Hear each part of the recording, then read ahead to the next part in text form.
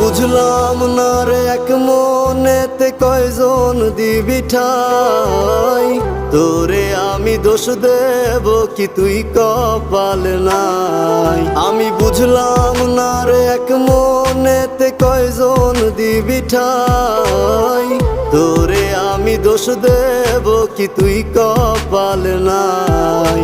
তোর লাগিয়া মায়া লাগে কান্দে অন্তর, আমি করতাম না রে আপন তোরে কইরা রাখতাম পর।